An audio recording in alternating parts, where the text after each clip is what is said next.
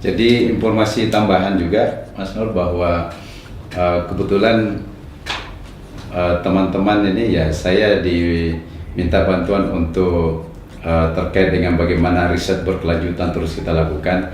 Ini kami untuk melihat apakah kontinuitas dari sisi kualitas itu benar-benar terjamin. Nah, kita terus melakukan uji lab hampir secara rutin, paling tidak sebulan sekali itu kita uji. Nah, ada nggak perubahan dari sisi khususnya dari sisi jumlah mikrobanya ya. Karena sekarang ini keunggulan eco farming saya lihat itu terletak di mikrobanya sebenarnya. Ya, kenapa saya bilang keunggulannya di situ? Karena memang setelah diuji, kami lakukan pengujian itu saat aplikasi memang kita memiliki nitrogen setelah diencerkan itu tidak terlalu dominan ya. Tetapi mikroba yang menambat nitrogen itu ya sangat besar. Nah, kekuatannya di mikroba menambat nitrogen. Betul. Ya, sehingga teman-teman tidak usah berkecil hati bahwa wah ini kok kecil sekali. Nah, untuk 1 hektar lagi. Nah, nggak usah berkecil hati karena kalau misalnya kita sudah aplikasikan, bayangkan saja bahwa di dalam 1 tangki itu yang diaplikasikan ada 7,5 miliar mikroba yang kita berikan. Itu baru 1 tangki ya. Artinya baru 50 ml dari 100 ml. Nah, kemudian mungkin saya lanjut Mas Nur terkait dengan aplikasi ya. Ini di lapangan kebiasaan kita teman-teman petani itu kan terkadang menyemprot langkahnya 2 langkah sekali nyemprot gitu ya. Nah, saya ingin menegaskan di sini bahwa hasil riset yang kita lakukan untuk 1 tangki kalau misalnya di tanaman padi khususnya atau horti itu harus habis untuk luasan 500 meter persegi. 1 tangki. 1 tangki. Jadi berarti dia tipis-tipis langsung gitu. Oh, dia atau gimana? Tebal. Penyemprotannya justru tebal. Iya, harus habis. Jadi teman-teman kan kadang-kadang 1000 meter itu 1 tangki pun belum habis. Oh. Jadi itu tidak maksimal dari sisi hasil, nanti nggak maksimal. Makanya 1 tangki diatur harus dihabiskan di luasan 500 persegi. Sehingga untuk 1 hektar itu kita menghabiskan 20 tangki. 1 hektar itu 20 tangki. Nah, sesuai. Jadi 1 hektar itu. Tapi kalau 1 hektar 20 tangki umumnya teman-teman petani nih yang cerita kan nyemprot biasanya nggak sampai 20 tangki Pak. Itu dia. Makanya umumnya mereka nyemprotnya kan 10, 12 kemungkinannya. Jadi maksud saya begini, kita ingin mendapatkan hasil optimum ya. Kalau mau sekedar mendapatkan hasil sih terserah mau berapa saja. Jadi ini rekomendasi penelitian yang kita sampaikan. Yang kita sampaikan bahwa 1 tangki itu sebisa mungkin habiskan untuk 500 meter persegi. Artinya kalau misalnya 20 tangki itu 10.000 meter persegi.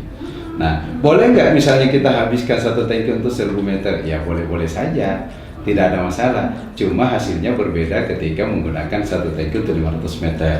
Jadi saya ingin cerita dari sisi knowledge-nya ya. Padahal kan dari sisi keseluruhan totalnya sama.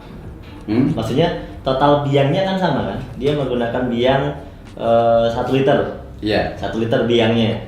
Cuma dia tadi dipecah menjadi 20 tangki. Iya, maksudnya. iya. Betul Iya, kan? iya. Kan 1 ini bisa anggap saja ke penyiraman ke tanaman atau daun. Itu kan cukup 1 buat 1 hektar. 1 hektar. Iya. Nah, biangnya kan 1 liter. Betul. 1 liter. Udah dibuat ke 20 tangki. Begitu. Kalau misalnya yang biang 1 liter itu hanya dibuat ke 10 tangki, boleh. itu iya boleh, maksudnya perbedaannya di mana? Karena kan sama-sama biangnya 1 liter. Nah, kalau misalnya dosisnya, ingat ya, kita bicara dosis. Tadi saya bicara kalau dosisnya 50 mili. Kalau dosisnya 50 mili, maka 1 tangki harus habis untuk 500 meter persegi. 50 mili ya. Nah, tapi kalau dosisnya dia 100. tambahkan menjadi 100, nah 1 tangki habis untuk 1000 meter. Oh gitu ya. Iya. Jadi kita kembalikan ke dosis karena Jadi dibuat tadi mah dibicarakan dosisnya per tangki ya. Per tangki, ya. Jadi nanti apa perbedaannya? Sebenarnya hampir tidak ada perbedaan. Hampir dalam arti bahwa jumlah mikroba yang kita berikan ke tanaman yang juga nanti akan jatuh ke tanah itu sama.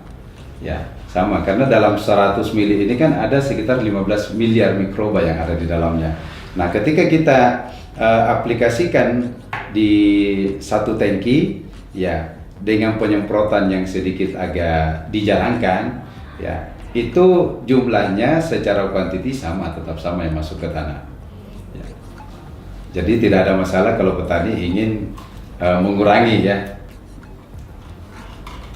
mengurangi tangki tapi dosisnya ditingkatkan. Iya. Oke, gini Pak Jamal. Jadi ini saya mau bertanya lagi. Di sini kan tertulis di sini di kemasan ya, kita sudah ada izin edar Kementan. Iya. Kemudian di sini juga kita lihat ada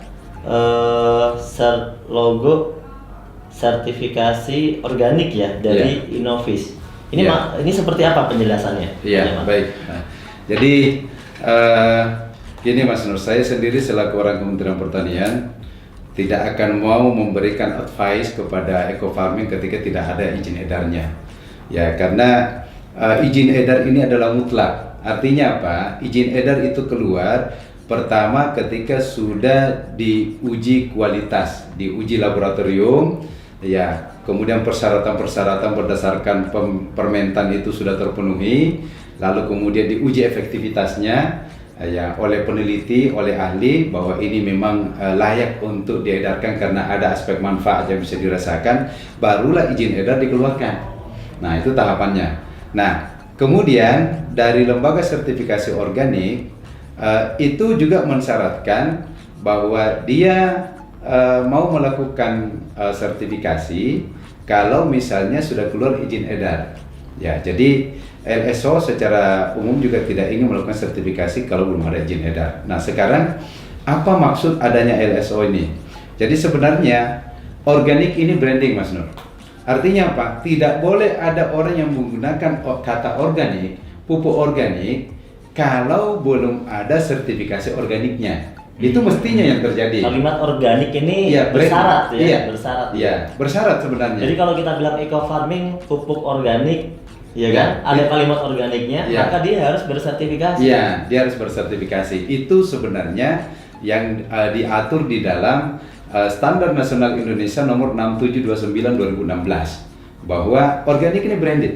Makanya tidak boleh ada orang yang tidak punya sertifikasi organik secara aturan menurut SNI yang menggunakan kata organik. Nah, gitu. Nah, jadi logo organik Indonesia ini yang ada di sini, ini sebenarnya sebuah penguat bahwa produk ini aman 100% karena menggunakan bahan organik 100%. Jadi aman untuk dipasarkan, untuk dikonsumsi, sehingga lebih jauh lagi bahwa ketika ada teman-teman pelaku usaha yang ingin bertani secara organik, disertifikasi organik, maka menggunakan eco farming ini salah satu jalan yang aman. Nah, kalau misalnya produk lain yang belum ada sertifikasi organiknya, nanti mereka akan kesulitan saat disertifikasi. Karena kalau misalnya LSO turun, anggaplah misalnya Mas Nur punya lahan sawah ya, saya mengajukan sertifikasi bahwa ini lahan saya sudah organik, hasilnya layak untuk dipasarkan bahwa ini beras organik. Nah, apa syaratnya bahwa beras ini bisa dikatakan organik? Yang pertama, dia harus memiliki logo organik Indonesia. Siapa yang mengeluarkan logo organik ini? Lembaga sertifikasi organik. Ya, kalau tidak salah kita baru kurang lebih ada sekitar 12 di Indonesia LSO. Nah, setelah itu apa yang harus dilakukan LSO agar logo ini dia bisa sematkan di kemasan? Maka dia harus melakukan namanya inspeksi.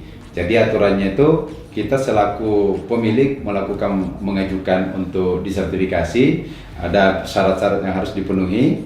Setelah itu mereka melakukan inspeksi. Nah, salah satu di antara yang mereka tanyakan nanti adalah pupuk organiknya buat sendiri atau pakai pabrikan. Ya, ditanya ya. Ditanya. Kalau dia mengatakan pabrikan, Pak. Nah, sekarang pertanyaannya mana pupuknya? Dia akan lihat, loh, ini kok nggak ada logo organiknya.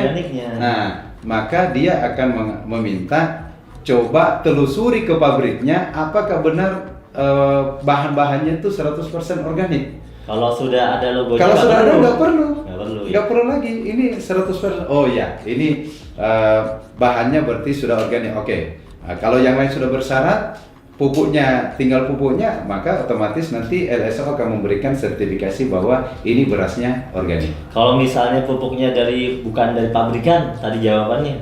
Ya, kalau bukan dari pabrikan biasanya kan mereka buat sendiri. Buat sendiri. Buat sendiri kan mereka langsung memperlihatkan bahannya yang saya pakai, misalnya kotoran ternak, air cucian beras, misalnya gitu kan. Oh iya berarti aman. Nah, gitu.